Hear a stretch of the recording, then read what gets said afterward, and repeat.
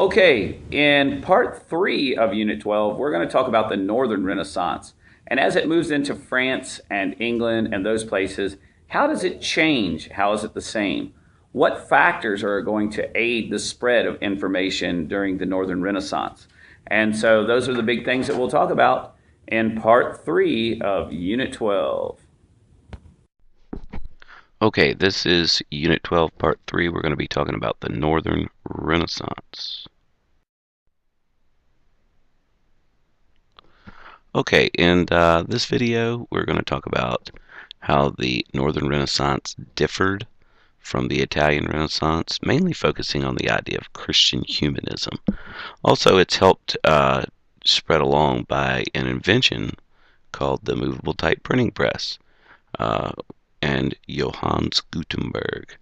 We'll also talk about some of the different writers who contributed to the art of the Northern Renaissance. Okay, so the Renaissance moved north by a lot of different things. One of those was war. France invaded parts of northern Italy and took some of the art with them back to their countries. Trade and travel. Many of the people of the North started to become more wealthy from trade industry and were able to travel and explore some of the art of the Italian Renaissance. And a newly invented method of printing, invented by a German metalworker named Johannes Gutenberg, will also play a role. All of this is called cultural diffusion, and we've talked about this a lot, and mainly because it's a really important issue.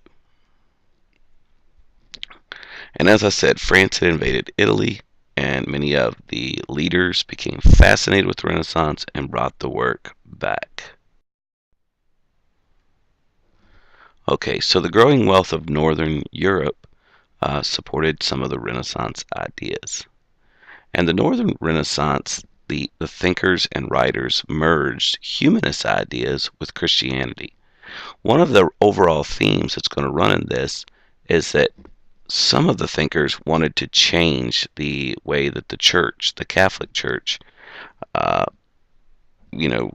acted, and so that's going to play a role. This is sort of like the early forerunning of the Reformation, and the idea that the church needed some change and wasn't always practicing Christianity. And of course, the movable type printing press and the production and sale of books will help disseminate the ideas. Gutenberg is going to invent the printing press, and the first thing he's going to print is a Bible. Okay, so Johannes Gutenberg invents this machine that allows you to set the letters in a metal support, and you can move them around, and you can print off hundreds of pages at a time pretty cheap. And as we said, the first item that he prints off is a Bible. Now think about this. There weren't very many Bibles that were out there at this point. So the priests were the ones who could interpret the Bible by themselves. Once there are versions out that other people can read, it's going to allow people to start to question some of the authority of the church. This knowledge of the middle class will increase with this invention. Plus, their availability will be increased as well, and affordability will be increased to the middle class. Now, I don't want you to think that everybody in Europe was running out buying books at this point, because most of the small and poorer farmers weren't running out and getting a whole library full of books. Several factors contributed to the spread of humanism throughout northern Italy, and eventually the rest of Europe. One was the invention of the printing press. Education requires using resources that would otherwise have to be used for producing food and for mere survival. The more prosperous and complex an economy becomes, the higher the number of people who can be taught to read and become educated. So you have the happy coincidence that as this segment of the population is increasing, people who can afford an education and can learn to read coincides with the invention of the printing press, which makes it possible to spread ideas much more quickly. And maybe it's not entirely a coincidence. You know, necessity is the mother of invention. Prior to the Renaissance, books were produced by hand, usually by monks or paid copyists. Each volume was painstakingly copied and bound. They were usually large and bulky and expensive. Generally speaking, people of the upper classes were the only ones who could afford them and the most likely to know how to read. All this changed around the year 1450 when German-born Johannes Gutenberg invented the printing press and movable metal type. Now books could be produced more easily. They were also smaller in size and inexpensive. For the first time in history, most people had access to books. In 1454, Gutenberg printed the 42-line Bible. It was the first book printed with his invention.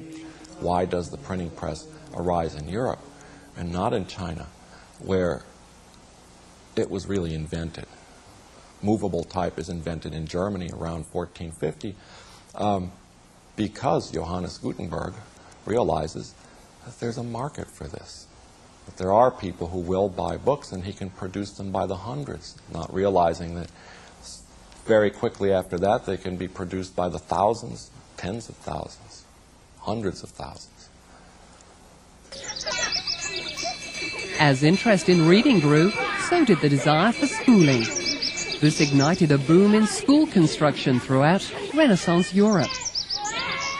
And this again shows why there is perhaps an association of increased literacy at the end of the Middle Ages and the early Renaissance in Italy, because here is where you see the most flourishing, in general, urban communities who have the merchants and the money changers, the bankers, who need to be able to keep books and keep books properly. They need clerks, and clerks need to be able to read and write. So in a city like Florence, by the early 14th century, there is a demand for people who can read, a demand for people who can write. And that demand is being served by schools and quite ordinary people. Okay, as we pointed out, the Northern European version of the Renaissance had a much more religious tone, and we call this Christian Humanism. And as I said, many of them wanted a change in the Catholic Church. Probably none more so than a Dutch scholar named Desiderius Erasmus. He wrote The Praise of Folly, which claimed the popes were no longer practicing Christianity and were very corrupt. And there was some evidence to back him up on that. And of course, his writings got him into hot water with the Catholic Church. On October the 27th, 1466, a man was born in the Netherlands who would become the most influential scholar of Northern Renaissance. His name was Desiderius Erasmus of Rotterdam. Erasmus began his adult life as an Augustinian monk, but neither satisfied nor inspired by his work, he left the monastery to travel Europe in order to study and teach. Erasmus spent his life advancing the revival of Greek and Latin literature. What makes the Renaissance different from the Middle Ages is that, in fact, there were people who stopped thinking of it as a problem and started thinking of it as a virtue. St. Jerome, the Christian scholar who translated the Bible into Latin in the 4th century, is a good example of this conflict as felt by Christians in the Middle Ages. Jerome had, of course, studied all the classical texts and loved Cicero, especially. And there he was, hard at work, translating the Bible into Latin. Now later, European Christians, Western European Christians, would think that Jerome's translation was directly inspired by God and was therefore sacred. And there was no error at all in his translation. Erasmus was one of the many who criticized church officials for being more interested in secular politics and lavish living than in serving the spiritual needs of the congregation. Now, the English Renaissance happened, in the late 1400s, and mostly because of the War of the Roses. It was a battle between two English families, the Stuarts and the Tudors. The Stuarts, represented by a white rose, was on their family crest, the Tudors with a red rose. Eventually, the Tudors are going to win, and Henry VII knew that the people needed some changes, so he sponsored many of the writers and activities of the Renaissance. There's good old Henry. So some of the writers that are very successful. One is Thomas More, who wrote a book that was critical of society, and he titled the book Utopia. Thomas looks like a very serious dude. And Christopher Marlowe was an early playwright who wrote many tragedies, including the book Dr. Faustus. And Marlowe is often given credit in history for writing Shakespeare's plays, because they were contemporaries. But of course, the most famous writer of the English Renaissance was our good buddy Bill Shakespeare. I guess you know him better as William Shakespeare. Shakespeare wrote plays that were tragedies and comedies alike. And the thing is that his plays were written for the common people. And he wrote about topics that all of us can relate to. Love and greed. And he wrote about events in history that he turned into drama and created the works around them. For example, his version of Julius Shakespeare is often seen as history itself, even though, it wasn't. Some of his greatest works, Romeo and Juliet, Macbeth, and A Midsummer Night's Dream, just to name a few. But keep in mind that Shakespeare's writing, again, was written for the common man, and we'll talk a lot more about this in class. Okay, so now what I want you to do is write down some of the facts that you know about the Northern Renaissance, and then compare and contrast it to the Italian Renaissance. Okay, so what are the big ideas for this video? First, that the Renaissance moved north through cultural diffusion. War, trade and travel, and the printing press all helped us out. Gutenberg's printing press made books and information much more readily available to middle-class citizens of the Northern Renaissance. And artists and writers of the Northern Renaissance took a much more Christian tone in their work, and in most cases were often criticizing some of the actions of the Catholic Church. Okay, I hope you've enjoyed the videos. See you in class.